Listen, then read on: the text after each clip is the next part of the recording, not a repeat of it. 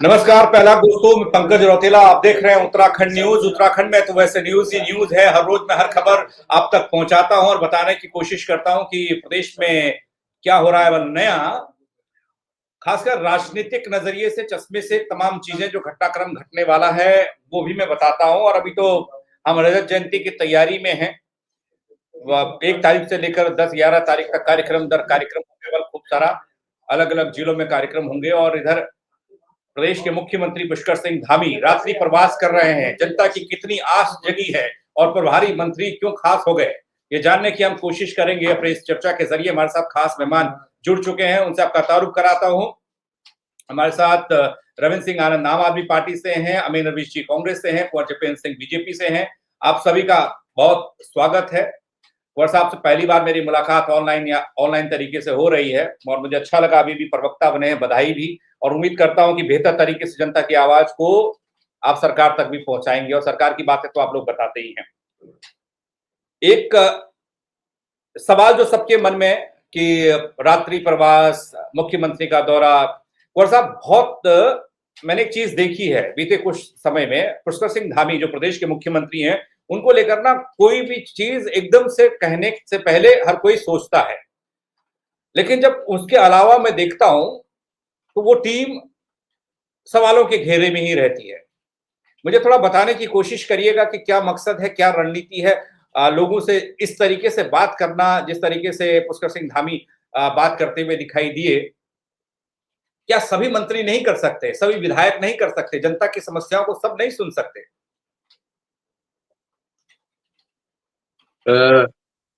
देखिए, सवाल जी। आपका निश्चित तौर पर इस प्रदेश की राजनीतिक और सामाजिक जो नब्ज है, जी। उसके अनुरूप है और हमेशा से इस तरह के सवाल मीडिया से आते हैं।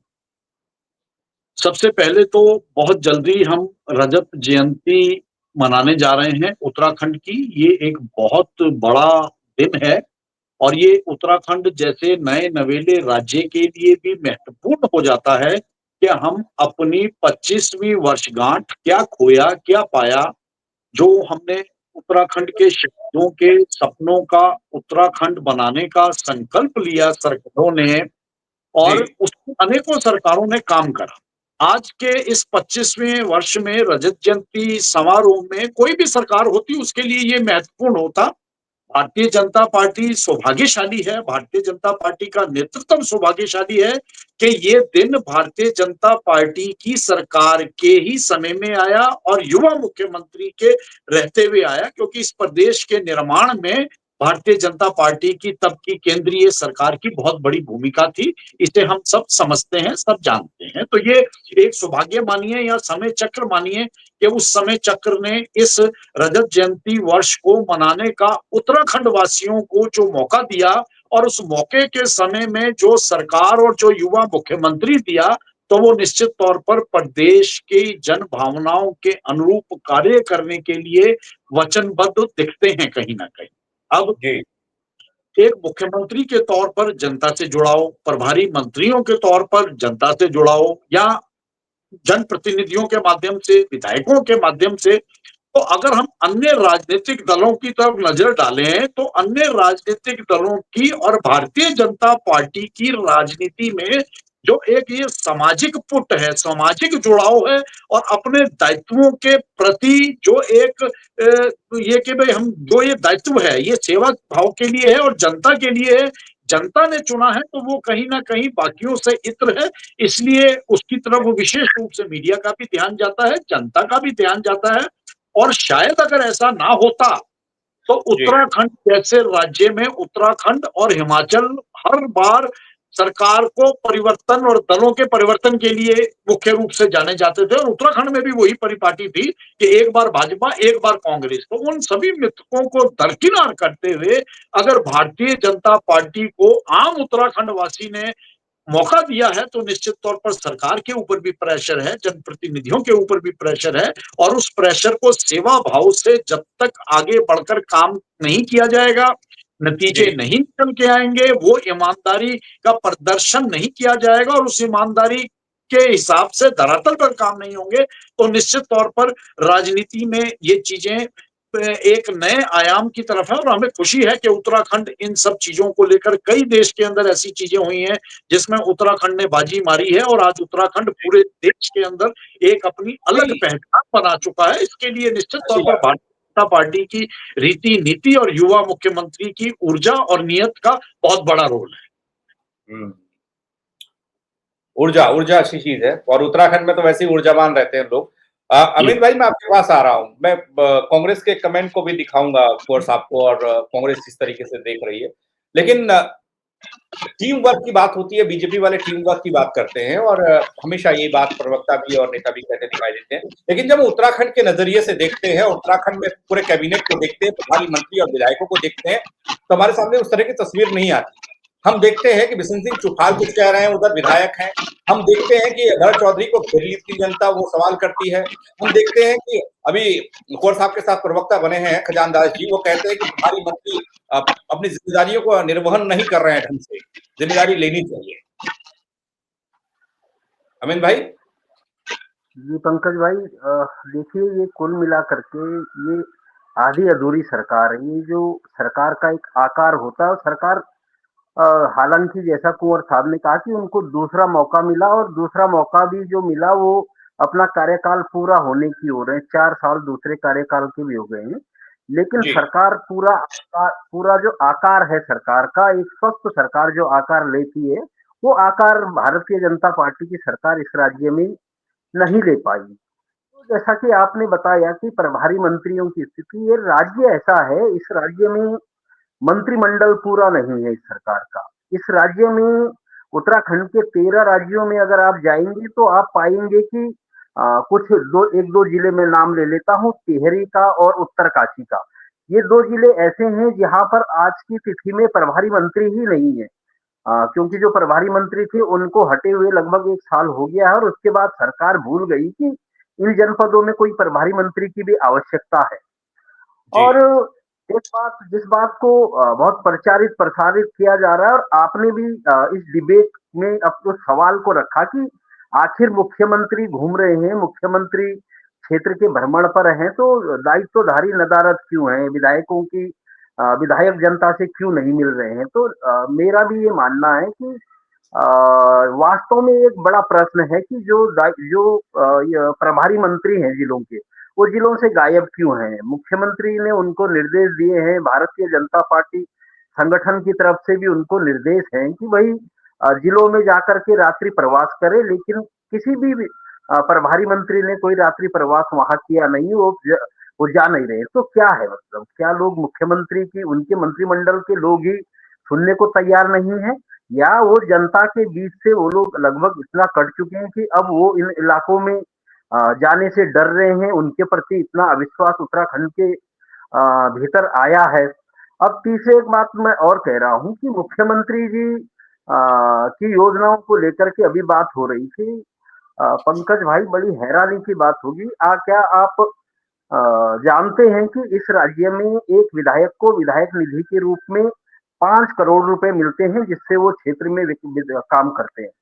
और अगर हम 70 विधायकों की विधायक निधि को एक साल में जोड़ेंगे, तो वो जो पूरा 70 विधायकों की 3 साल की विधायक निधि का आप जोड़ेंगे, 70 विधायकों की, जिसमें पूरे राज्य के विधायकों को अपनी योजनाओं पर खर्च करने के लिए पैसा मिलता है, तो वो जी पैसा कम है। वो पैसा कम है। और मुख्यमंत्री जी का जो विज्ञापन का जो एक पैकेज बनाया गया, और उससे जो पॉलिश की गई उनके फेस की, वो वो पैकेज ज्यादा है।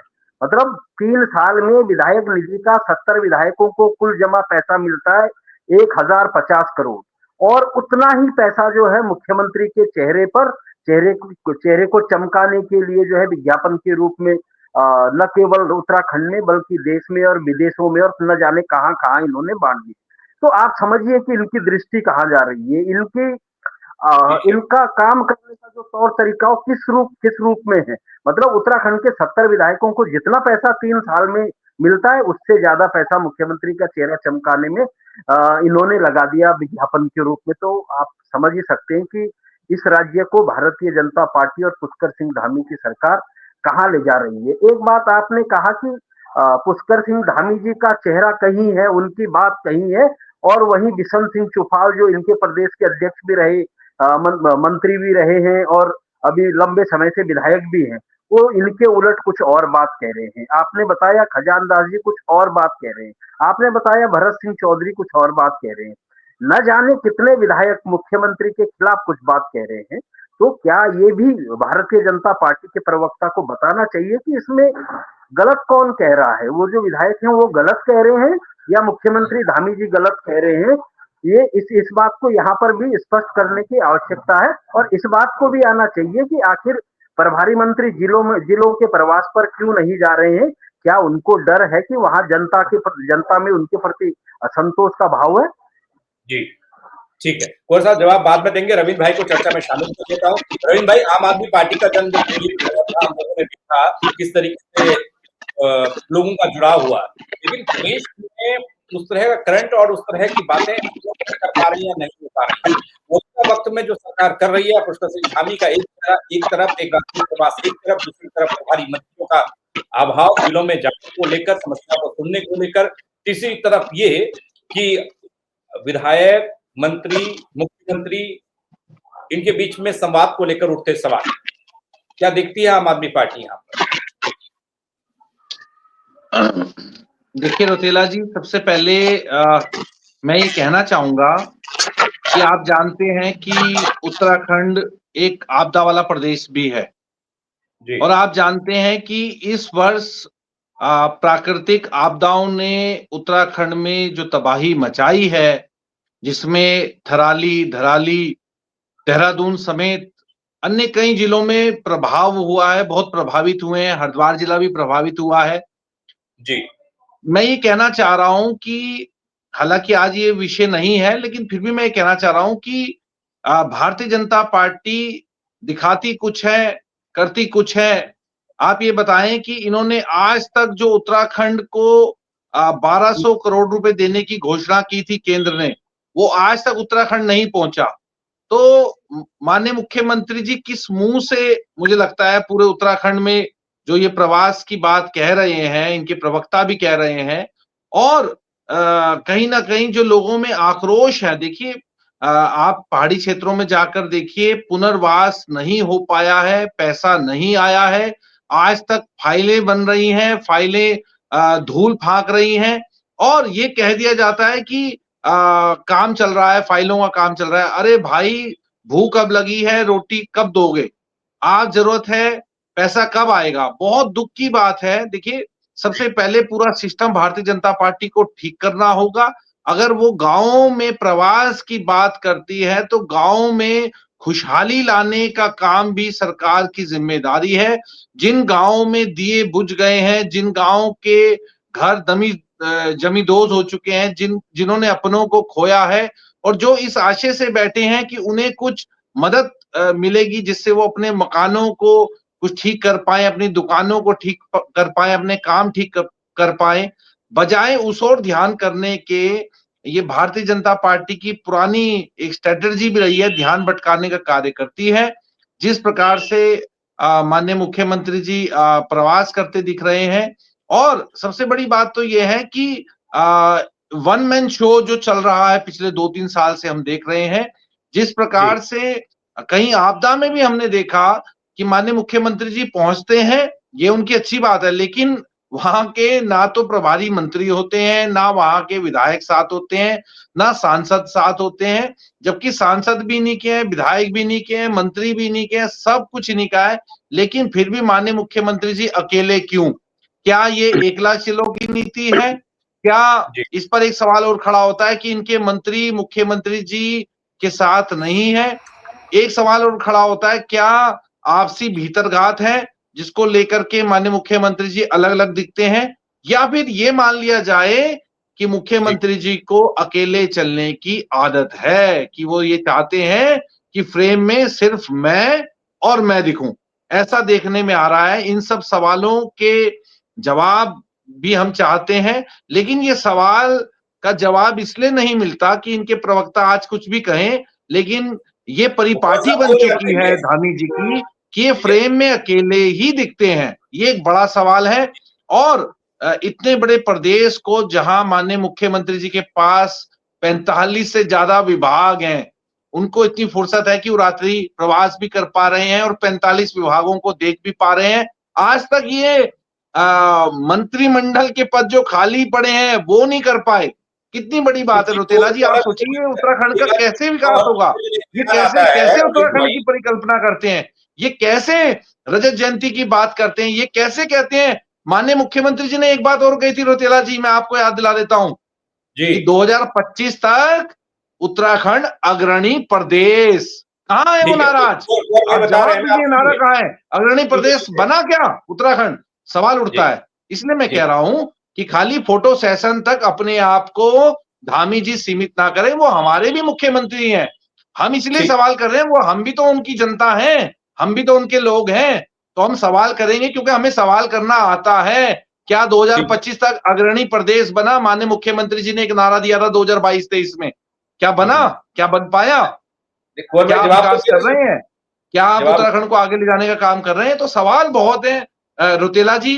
देखो, एक उत्तराखंडी होने के नाते, एक पहाड़ी होने के नाते, क्योंकि पहाड़ के लोगों में कुंठा है, पहाड़ के लोग नाराज हैं, और कैसे उसको आप ठीक करेंगे, ये भारतीय जनता पार्टी को देखना होगा रुतेला जी।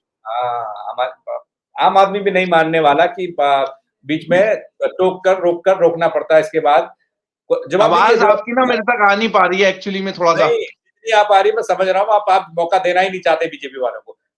कुंवर साहब बोलिएगा। अगर प्रदेश का मुख्यमंत्री काम करे तो दिक्कत, और अगर प्रदेश का मुख्यमंत्री काम ना करे तो दिक्कत। विपक्ष के सवालों का हमेशा से स्वागत रहा है, और विपक्ष जितने ज्यादा सवाल करेगा सरकार के अंदर उतना ज्यादा काम करने का प्रेशर भी रहता है, और उतना ही काम करने में मजा भी आता है। कम से कम विपक्ष भी तो विपक्ष जैसा हो। लेकिन दुर्भाग्य से उत्तराखंड का दुर्भाग्य क्या है कि आज उत्तराखंड के अंदर विपक्ष जैसा है ही नहीं।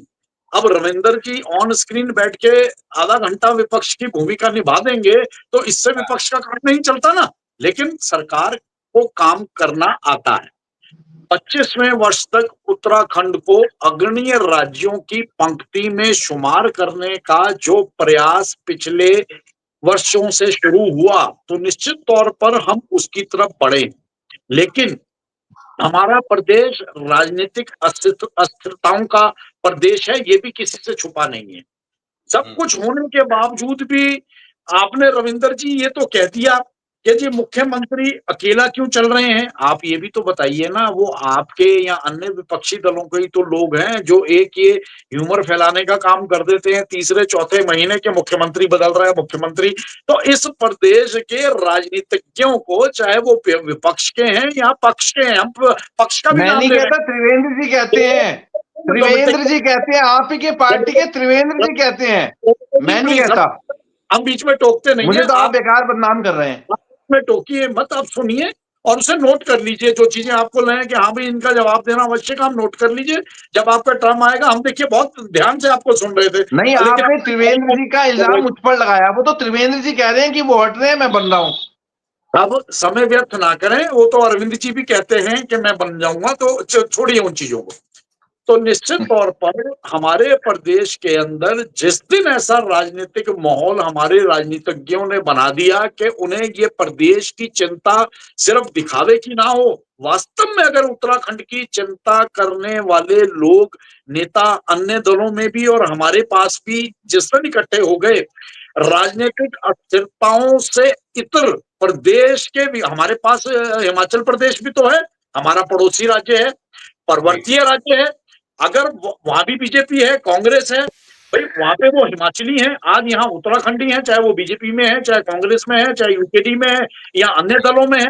ये एक माइंडसेट होता है, अपनी जमीन, अपनी छाती और अपने संस्कारों के साथ अपने रीति रिवाजों को, प्रदेश को हमें कैसे आगे लेके जाना है। ये केवल मुख्यमंत्री की जिम्मेवारी नहीं है या भारतीय जनता पार्टी की सरकार की जिम्मेवारी नहीं बनती, ये विपक्ष की भी बनती है। जो विपक्ष में नेता बैठे हैं वो भी तो उत्तराखंडी नेता है।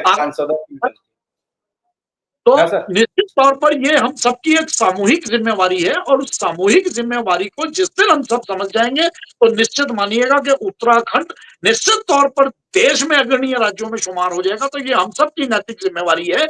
आज उस जी। नैतिक जिम्मेवारी को लेकर कर भारतीय जनता पार्टी का नेतृत्व आगे बढ़ रहा है, तो निश्चित तौर पर वो असर हमें अपने भी चयन के अंदर पैदा करना चाहिए कि हम अपने उत्तराखंड से कितना प्रेम करते हैं, उत्तराखंड के मुद्दों को लेकर कितने समर्पित हैं, राजनीतिक और सामाजिक तौर पर कितनी ईमानदारी से काम करते नहीं, ये आपने अच्छा बोला कि सबको साथ मिलकर काम करना चाहिए। हमने जोड़ना चाहिए था कुंवर साहब कि मैं इसमें ना प्रभारी मंत्री, विधायक और ये सांसद, अभी वो एक दिन मैं बैठूंगा आप लोगों से, 5 सांसदों को लेकर भी जनता के मन में ना कई तरह की शंकाएं हैं, सवाल हैं, हमारे सामने आती हैं कई तरह की चीजें कि उनको पता नहीं है कि उनके सांसद उनके लिए क्या काम कर रहे हैं, कहाँ हैं, क्या हैं, पता ही नहीं है।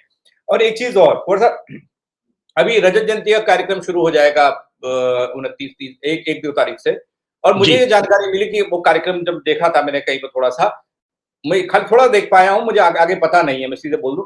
तो जी। कॉमेडी से शुरुआत हो रही है रजत जयंती के कार्यक्रम की, कॉमेडी से। देखिए, 2 तारीख से लेके 11 तारीख तक विभिन्न जनपदों में और मुख्यालय में रजत जयंती के कार्यक्रम शुरू हैं, और हुँ, उस रजत जयंती के कार्यक्रमों को विभिन्न रूप से विभिन्न आयाम दिए गए हैं, और ये प्रयास है सरकार का कि इस रजत जयंती वर्ष में हम प्रदेश के अंदर उत्तराखंड वासियों के विचारों के अनुरूप और भविष्य की राजनीति को देखते हुए, भविष्य की योजनाओं को देखते हुए और उत्तराखंड के संपूर्ण समग्र विकास की दृष्टि से हम चीजों को सामने लाएं। और निश्चित तौर पर जब ये 11 तारीख को ये सब कार्यक्रमों के बाद समापन हो जाएगा, सारी चीजें निकल के आएंगी, तो ये हुँ। रजत जयंती वर्ष हम प्रत्येक उत्तराखंड वासी के लिए बहुत महत्वपूर्ण तो है। ये बात सही है क्या? मैं जानना चाह रहा था आपसे कि मतलब शुरुआत कॉमेडी से होगी थोड़ा, ये है क्या मामला? राजनीतिक चीजों को और गंभीरता को कॉमेडी तो इसमें नहीं कॉमेडी होनी शो। चाहिए। हमें है। हमें हाँ। निश्चित तौर पर जो हमारी राजनीतिक और सामाजिक गंभीरता है, तो इन आयोजनों में निश्चित तौर पर वो गंभीरता नजर आए। चलिए ठीक है। अमरीश भाई मैं आपके पास आ रहा हूँ। कांग्रेस की बात हो गई, बहुत सारे सवाल कांग्रेस को लेकर पूछे गए विपक्ष को लेकर, और मैं करण मेहरा साहब को भी सुन रहा था। उनका भी कहना है कि हमने तो बहुत कुछ करने की कोशिश की, बीजेपी वाले आए, इन्होंने कुछ खास किया नहीं। कुंवर जी को मैं थोड़ा सुना देता हूँ। बेटियों का स्थिति ये हो गई कि आज 9 हिमालय राज्यों में आज हम पहले स्थान पर हैं महिला अपराध पे। उसके अलावा एनसीआरबी की जो रिपोर्ट आई वो बड़ी खतरनाक है कि प्रत्येक दिन उत्तराखंड में 3 बच्चों का अपहरण या वो गायब हो रहे हैं।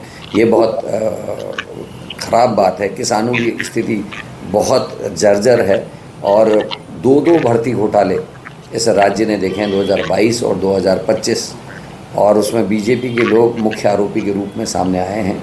तो ये बड़े गंभीर स्थितियां हैं, और राज्य देखा जाए तो कर्ज में लगातार डूब रहा है, और कर्ज में होने के बावजूद भी 1001 करोड़ रुपए जो है अपनी ब्रांडिंग के लिए और अपने एडवर्टीजमेंट देने के लिए सरकार ने खर्च किए हैं। जिस राज्य में आपदा आई और प्रदेश के प्रधानमंत्री से 57,000 रुपये की जो है 5,700 करोड़ रुपए की डिमांड सरकार ने की, जिसके एवज में प्रधानमंत्री जी ने 1,200 करोड़ रुपए देने की घोषणा की।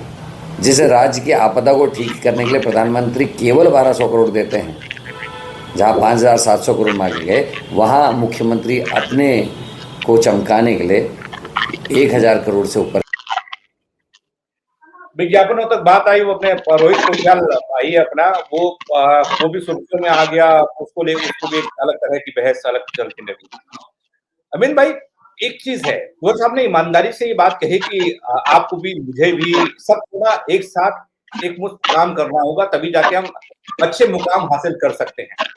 अभी बीते ना कुछ दिन मैंने 2-3 आंदोलनकारियों से बात की। और आप सुनिएगा, मैंने इंटरव्यू जी। किए हैं, मेरे पेज पर जाकर आप देखिएगा, तो वो रोने लगे।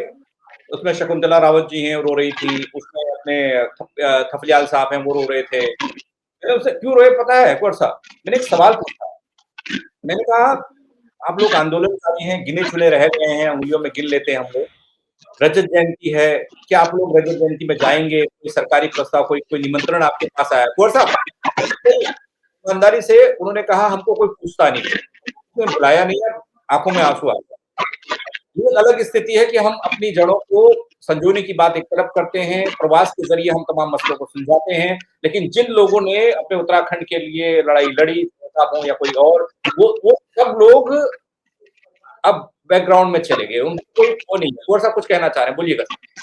देखिए, सुभाष बर्थवाल जी जो आंदोलनकारियों से संबंधित मुद्दों की जिन्हें जिम्मेवारी दी गई है, तो यहाँ हम ऑन स्क्रीन बता दें कि भारतीय जनता पार्टी संगठन और सरकार का ये है और ये निर्देश है कि एक एक आंदोलनकारी को इन कार्यक्रमों से जोड़ के सम्मानजनक दृष्टि से साथ लिया जाना है। तो ये हम ऑन स्क्रीन इसलिए बता रहे हैं, सुभाष बर्थवाल जी के पास इसकी जिम्मेवारी है और उसके अलावा भी जहां कहीं हमारी भी कहीं आवश्यकता पड़े, हमारी भी कहीं मदद की आवश्यकता हो, आंदोलनकारी इस उत्तराखंड के मुकुट का जो है ना, इस मुकुट के माणिक हैं। वो कम है, ज्यादा है, लेकिन एक एक आंदोलनकारी उन परिवारों के लोग जिन्होंने उत्तराखंड के निर्माण में शहादतें दी हैं। और एक चीज मानिए कि जो कौम और जो प्रदेश अपने शहीदों को भूल जाता है ना, तो निश्चित तौर पर ये मानिए उसका पतन आवश्यक है। और भारतीय जनता पार्टी ये कभी नहीं होने देगी। भारतीय जनता पार्टी ने शहीदों का सम्मान करा है, उत्तराखंड के आंदोलन का सम्मान करा है, उस उत्तराखंड के आंदोलन के हम एक मिनट और लेंगे, एक मिनट और लेंगे। और ये निश्चित आप ये मानिए कि भारतीय जनता पार्टी की सरकार के रहते चाहे आंदोलनकारी भारतीय जनता पार्टी को वोट दें ना दें, उन्हें राजनीतिक दल के तौर पर प्रेम करें ना करें, लेकिन भारतीय जनता पार्टी का एक एक कार्यकर्ता उत्तराखंड आंदोलन से जुड़े प्रत्येक परिवार और उनके परिवारों के सदस्यों का उतना ही सम्मान करता है जितने सम्मान के वो हकदार हैं। इसमें कहीं कोई कोताही नहीं बरती जाएगी। ठीक है अमित भाई, मैं ये सवाल वैसे इसमें आना नहीं चाहिए था, लेकिन मेरे मन में एकदम से आया तो मैंने कर दिया। इसलिए भी जरूरी समझता हूँ कि अभी कुंवर साहब ने कहा कि बुलाया जाएगा, ऐसा कुछ है, लेकिन प्रदीप उप्रेती, शकुंतला जी या फिर अपने थपलियाल जी, ये जितने लोग, जिन लोगों से मेरी बातचीत हुई, उन सब ने कहा कि 2010-12 तक तो सब ठीक था, कार्यक्रमों में बुलाया जाता था, 26 जनवरी, 15 अगस्त, 2 अक्टूबर को भी जो श्रद्धांजलि सभा करते थे बुलाते थे, लेकिन उसके बाद एकाएक ऐसा हुआ कि हमको दरकिनार, हमारे पास कोई पत्र कोई निमंत्रण आता नहीं। एक सवाल ये है। दूसरा, जब हम उत्तराखंड को देखते हैं, छोटा सा उत्तराखंड है, तो उसमें वो सबने अच्छी बात कही कि सबको साथ लेकर चलना चाहिए, लेकिन मैं देखता हूँ कांग्रेस के अध्यक्ष अभी बहुत सारे सवाल कर रहे थे, आप बहुत सारे सवाल कर रहे हैं, इसमें कहाँ किस तरीके की जगह बनेगी? अगर बीजेपी कहती है वेल एंड गुड, बढ़िया, कांग्रेस कहती नहीं तो सत्यानाश हो रहा है, तो फिर कैसे जनता समझेगी चीजों को, हम लोग समझ पाएंगे? देखिए पंकज, जहाँ तक योजनाओं का सवाल है, तो कांग्रेस का जो पूरा शासनकाल रहा है, तो आप देखेंगे कि उत्तराखंड के आम गांव को लेकर के, आम जनमानस को लेकर के हमारी सरकार लगातार योजनाएं बनाती रही है। आप करण महाराज जी की बात को जो कह रहे थे, तो जब हरीश रावत जी राज्य के मुख्यमंत्री थे और वो गांव-गांव जब जाते थे, तो वो गांव वालों से जुड़े हुए योजनाएं बनाते थे। मेरा गांव मेरी सड़क। तो जिन गांवों में सड़क नहीं है, तो उन गांवों में उन्होंने उनको सड़क देने का काम किया। जिन गांव आपने देखा होगा मेरे बुजुर्ग मेरे तीर्थ योजना उन्होंने शुरू की। आपने देखा होगा कि मेरा पेड़ मेरा धन योजना उन्होंने शुरू की। तो उनका ये प्रयास रहता था कि गांव-गांव जाकर के, ब्लॉकों में जाकर के, जिलों में जाकर के, जो स्थानीय लोगों की मांग के मुताबिक, उनकी जरूरतों के मुताबिक योजनाएं हैं, उस तरीके की योजनाओं को वो लागू करते थे। उससे पहले जब इस राज्य में पंडित नारायण दत्त तिवारी के नेतृत्व में उत्तराखंड में सरकार थी हमारी, तो आपने उस समय देखा होगा कि उत्तराखंड, आज का जो उत्तराखंड है, उसकी जो बुनियाद है, वो उसी दौरान में रखी। और जितनी भी उस दौरान जितनी इस राज्य में सड़कें बनी या जो ढांचागत विकास जो उत्तराखंड राज्य का शुरू हुआ, वो तिवारी जी के जमाने में शुरू हुआ। और आज उसी को लेकर के किसी भी पार्टी की सरकार हो, उसके बाद जो मुख्यमंत्री आए हैं, उसी को फॉलो करते हुए वो आगे भी बढ़ रहे हैं। तो मैं ये दावे से आपके चैनल पर, न केवल दावे से बल्कि गर्व के साथ इस बात को कह सकता हूँ कि इस राज्य को के विकास को, इस राज्य के आकार को आकार देने का जो काम किया वो कांग्रेस की पहली चुनी हुई सरकार ने किया। और आज अगर रजत जयंती वर्ष में भारतीय जनता पार्टी, हम तमाम लोग, मतलब उत्तराखंड के तमाम लोग अगर अपने आप को गौरवान्वित महसूस कर रहे हैं इस बात को लेकर के कि हम रजत जयंती मना रहे हैं, तो उसके लिए उनको, नारायण दत्त तिवारी जी को और उनकी सरकार को याद किया जाना प्रासंगिक होगा, मुझे ऐसा लगता है। दूसरी ठीक बात, है। आपने कहा कि आपके चैनल पर आपने कुछ बहुत राज्य के जो माइलस्टोन हैं, जो बड़े आंदोलनकारी रहे हैं, जिनके संघर्ष पर, जिनके खून पसीने पर जो है ये राज्य बना, आपने उनके नाम लिए अपने चैनल पर। और आपने स्वयं कहा कि उनका ये कहना था कि 2012-13 तक तो हमको बुला लिया करते थे, लेकिन उसके बाद से ऐसी परिस्थितियां बनी है कि अब सरकारी राजकीय कार्यक्रमों में हमें नहीं बुलाया जाता है। तो जाहिर सी बात है, मुझे बहुत क्या कहूँ मैं, आप जानते हैं कि 2000 उसके बाद देश में और राज्य में किस तरीके की परिस्थितियां बनी है। और दुर्भाग्य से इस राज्य में इस समय जिस दल की सरकार है, वो दल कभी भी आंदोलनकारियों की कद्र नहीं कर सकता, वो आंदोलन को नहीं समझ सकता। आपको अगर यकीन न हो तो 2017 के बाद जब से भारतीय जनता पार्टी की सरकार बनी, तो इस राज्य में अपने मूल अधिकारों को लेकर के काम करने वाले आंदोलनकारी, वो कोई भी हो, किसी भी विभाग के, सरकारी कर्मचारी हो, गैर सरकारी कर्मचारी हो, उनके लिए जो धरना स्थल होता था प्रतिबंधित कर दिया गया है और उनको शहर से दूर हटा करके एक जगह जो है उनको धरना स्थल दे दिया कि आपको यहाँ रह करके यहाँ कैद रहना है, आप शहर के भीतर आप आंदोलन नहीं कर सकते। हाल की ही मैं आपको ये घटना बताता हूँ, इन्होंने बाकायदा लिखित में किया कि जितने भी आंदोलन करने के लिए जिलों से राज्य में आते हैं, उनको जिलों में ही रोक दिया जाए। पुलिस ने उनको शिक्षक संघ का भी पीछे एक आंदोलन था, उनको टिहरी के लोगों को टिहरी में आरोप निकलते ही रोक दिया, काशी के लोगों को धरासू बैंड पर रोक दिया। अभी एक निर्दलीय विधायक है संजय डोभाल, अभी वो बस, देहरादून आ रहे थे एक प्रदर्शन को लेकर के, उनके लोगों को रास्ते में रोक दिया गया। अभी बॉबी ठीक। पवार के नेतृत्व में जो आंदोलन पेपर लीक को लेकर के चल रहा था, आपने देखा कि उनके लोगों को रास्ते में रोक दिया गया। और जिनकी मानसिकता, जिस पार्टी की, जिस दल की मानसिकता आंदोलनकारियों को लेकर के जिहादी हो, वो सब जो कहना चाह रहे आंदोलनकारियों को हैं। जो राइट। पंकज भाई, जी। जो आंदोलनकारियों को जो लोग जिहादी कहते हो, तो आप उनसे ये उम्मीद करते हैं कि उनको आंदोलनकारियों का दर्द वो महसूस कर सकते हैं, आंदोलनकारियों का संघर्ष वो महसूस कर सकते हैं। इनका देश, जब ये देश आजाद हुआ स्वतंत्रता संग्राम के आंदोलन में और उत्तराखंड के आंदोलन में, इनका इनका न तो कोई मरा है, न इनका खून बहा है, न इनका पसीना बहा है। तो ये आंदोलनकारियों के संघर्ष को क्या जान सकते हैं? ठीक। वो ठीक है, एक इनकी चर्चा जो है ना वो कैसे बदल जाती है। जैसे आपने कहा कि हमको सबको मिलकर काम करना चाहिए, अब पूरी की पूरी चर्चा ऐसा लग रहा है कि डाइवर्ट हो गई। महत्वपूर्ण है, बात होनी चाहिए और मैं बात करूंगा भी। गौर साहब, ये जो एक तस्वीर आंदोलन और प्रदर्शन को लेकर देखने को मिली, बस मैं इतना पूछना चाहता हूँ, बल एक चौखुटिया में अस्पताल को लेकर खूब हंगामा हुआ, वहां से कुछ पैदल पैदल लोग अभी उत्तरकाशी में सबसे ये इधर का इलाका जो पड़ता है अपना कर्णप्रयाग रुद्रप्रयाग होते हुए वो आगे बढ़ रहे थे, ऋषिकेश शायद पहुंचे हैं, उनको तो रोका नहीं जा रहा है ना। आप ये भी जरा बताइएगा, क्योंकि वो तस्वीर एक अलग थी रोकने वाली भी, उस पर लेकर भी हंगामा हुआ था।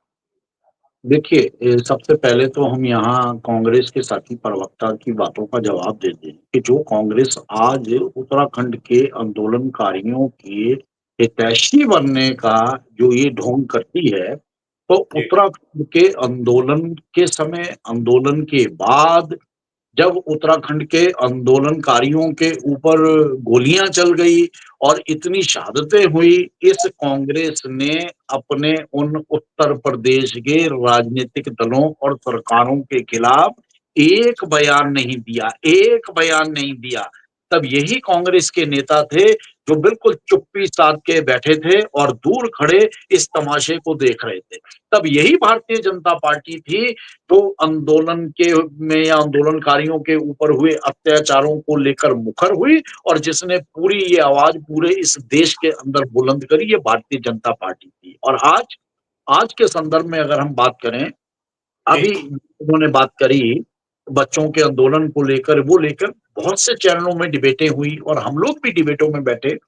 देखिए, जो सबका अपना अपना मानसिक स्तर है और सबकी अपनी अपनी जुबान होती है, और बहुत से लोग ये मानते हैं, हम भी ये मानते हैं कि उत्तराखंड के हमारे बच्चे अगर वो आंदोलनरत हैं तो उनकी समस्याओं पे ध्यान दिया जाना चाहिए, उसे सुना जाना चाहिए। माननीय मुख्यमंत्री ने वो करके दिखाया। और एक जी ये बच्चे हमारे, हमारे छात्र, हमारे युवा हैं तो ये इस प्रदेश के ही ना, लेकिन अगर उन्हें भटकने की दिशा में आगे ले जाने के लिए अगर कुछ तत्व काम कर रहे हैं तो ये हमारा नैतिक कर्तव्य बनता है कि अगर वो हमें कटु से कटु भी बात कह देते हैं तो हम उन्हें रास्ते पे लाने के लिए, उनकी उत्तराखंडियत को संभाल के रखने के लिए, राष्ट्रीयता को संभाल के रखने के लिए उन्हें भटकने से बचाएं। और भारतीय जनता पार्टी ने वही काम करा, उनकी समस्याओं पे ध्यान दिया, क्योंकि वो हमारे प्रदेश का भविष्य है। हमारे प्रदेश के सिस्टम में आने वाले अनेकों ऐसे युवा हैं जो कल सिस्टम में बैठकर काम करेंगे। तो भारतीय जनता पार्टी उनसे राजनीति नहीं करती, भारतीय जनता पार्टी उन समस्याओं पे ध्यान दे रही है और इस प्रदेश के युवा को, इस प्रदेश के मातृशक्ति को, इस प्रदेश के लॉ एंड ऑर्डर को पूरी तरह से बनाने और संवारने का काम किया। लेकिन हाँ, ये भी दुखद है कि अब जैसे जैसे उत्तर प्रदेश में भी तो आज भारतीय जनता पार्टी की सरकार है और हमें गर्व महसूस होता है कि हमारे ही एक उत्तराखंडी जो हमारे यहाँ से गए हुए योगी जी हैं, उन्होंने आज पूरे उत्तर प्रदेश को, जिसे देश के अंदर कोई ठीक नहीं कर पा रहा था, उसे योगी जी ने ठीक कर दिया। तो एक निश्चित चीज तौर और पर जैसे उत्तराखंड जैसे अपराध, जैसे जैसे वहां अपराध कम हुए, अपराधियों के ऊपर शिकंजा कसा जाने लगा, तो उसका कहीं ना कहीं दुष्प्रभाव उत्तराखंड पे आया, क्योंकि हम सीमावर्ती राज्य हैं और हमने लॉ एंड ऑर्डर को दुरुस्त करा है। और जहां और दुरुस्त करने की आवश्यकता है वहां निश्चित तौर पर कड़े कदम उठाए जा रहे हैं। उत्तर मुझे प्रदेश ऐसा के लगता है अंदर, उत्तराखंड के कपूर जी, अंदर किसी भी अपराधी को और अपराध मुझे को बर्दाश्त नहीं किया जाए। चलिए मैं छोटा छोटा कमेंट आपसे चाहूंगा। आपने ये अपराध वाली बात छेड़ दी, मेरे को तो जहां से आप बात छेड़ेंगे ना वहीं से चीज शुरू हो जाएगी। अब मुझे ऐसा लगता है कि उत्तर प्रदेश की हालत तो ठीक है जो है, लेकिन अपने उत्तराखंड की हालत में कुछ बदलाव आया है। आप अच्छा बता जरूर रहे हैं। हमने हाल ही में भी ऋषिकेश में देखा, उससे पहले जितेंद्र की हत्या वाला मामला था, जितेंद्र का सुसाइड वाला मसला था, अंकिता वाला मसला आया, फिर और सारे बहुत सारे ऐसे मसले हैं। अभी जितेंद्र एक पत्रकार की मौत को लेकर था, उसमें सस्पेंस रहा। बहुत सारी चीजें, आज ही मैं खबर देख रहा था, प्रदीप नाम का एक युवा पिछले 21 दिन से लापता है, पिथौरागढ़ का ये शायद 21 दिन से लापता है और पुलिस अब तक एक सुराग तक नहीं हाथ लगा पाई है ना।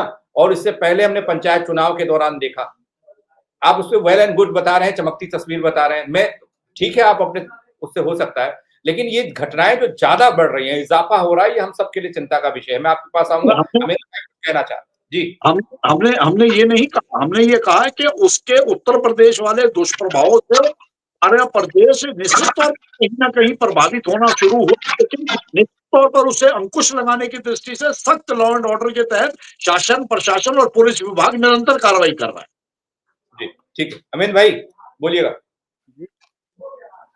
देखिए, मैं थोड़ा सा उस बात पर कहना चाहूंगा जहां पर इन्होंने, भाजपा के प्रवक्ता ने ये कहा कि उत्तराखंड आंदोलन के दौरान कांग्रेस पार्टी के लोग राजनीति कर रहे थे। तो मैं इनको जवाब देना चाहता हूं कि शायद ये उस समय या तो राजनीति में नहीं थे, और अगर ये उस समय उत्तराखंड की राजनीति में, तत्कालीन उत्तर प्रदेश के वो जो उत्तराखंड को लेकर के आंदोलन हुआ था, तो इनको, इनके यहीं के देहरादून के विधायक हैं हरवंश कपूर, वो उन हाँ दिनों जो है चुनाव, जब जब हमारे प्रदेश के आंदोलनकारियों ने राज्य नहीं तो चुनाव नहीं का नारा दिया था, तो उन्होंने वो नॉमिनेशन भरने गए थे। और आज भी उनके आंदोलनकारियों ने जो उनको रोका था, उनको जो है उनका मुंह काला किया था जब वो नामांकन करने गए थे, तो आज भी उसकी तस्वीरें हम इनको दिखा सकते हैं। तो राज्य किसके लिए महत्वपूर्ण था, राज्य के आंदोलन में कौन लोग काम कर रहे थे और राजनीति कौन सी पार्टी के लोग कर रहे थे, ये कम से कम हमको बताने की आवश्यकता नहीं है। और पूरी दुनिया ठीक जानती है इस बात को कि भारतीय जनता पार्टी के लिए उत्तराखंड आंदोलन में इनका कोई लेना देना नहीं है। दूसरी नहीं, तो बात, पंकज भाई, आज की कैसी तस्वीर है, मैं आज को लेकर जानना चाहता हूँ। तो बस वो बात आंदोलनकारियों की आ गई, मैंने पूछ लिया अमीन भाई, लेकिन मैं तो देख रहा हूँ कि 25 साल बीते जरूर हैं, लेकिन कई सारे सपने अधूरे हैं। और साहब, उन अधूरे सपनों 25 साल बहुत होते हैं। जब 18 साल का उत्तराखंड हुआ था तो मैंने आप लोगों से यही सवाल किया था, मैंने कहा अब तो बारिश हो गया, क्या कहेंगे आप लोग? तो सबने कहा नहीं, अभी थोड़ा वक्त दीजिए, अभी तो बाल्यावस्था से ऊपर निकलेंगे, अब बालिक हुए हैं तो देखो 25 साल तक जब रजत जयंती मनाएंगे तो आप लोग कहते हैं ऐसा ऐसा होगा। लेकिन बहुत सारे लूपहोल्स हैं, बहुत सारी कमियां हैं। क्यों? उन कमियों को दूर करने के लिए सोचा नहीं गया। मैंने चर्चा की शुरुआत इससे की थी कि हमारे जनप्रतिनिधि ही गंभीर नहीं दिखते आज के दौर में। कोई फर्क नहीं, कोई मतलब नहीं। जब जब कम मेजोरिटी वाली सरकारें बनी अपने उत्तराखंड में, हमने देखा कि कांग्रेस बीजेपी की जब सीटें बराबर बराबर आई, तब तब यहाँ पर मंत्रिमंडल खुल रहा। लेकिन जैसे ही एक फुट थोड़ा ऊपर चला गया आंकड़ा, मंत्रिमंडल ही पूरा नहीं हो पाया। कुंवर साहब क्या कहेंगे?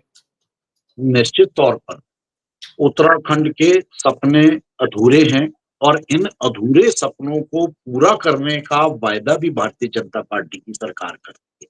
हम ये नहीं कहते कि सभी सपने पूरे हो गए, निश्चित तौर पर अभी समस्याएं हैं, अभी ठहराव है और जो हमारे आम उत्तराखंड वासी के या हमारे उत्तराखंड के शहीदों के अनुरूप जो एक दायरा होना चाहिए था, हम कहीं न कहीं थोड़ा-सा चूके हैं।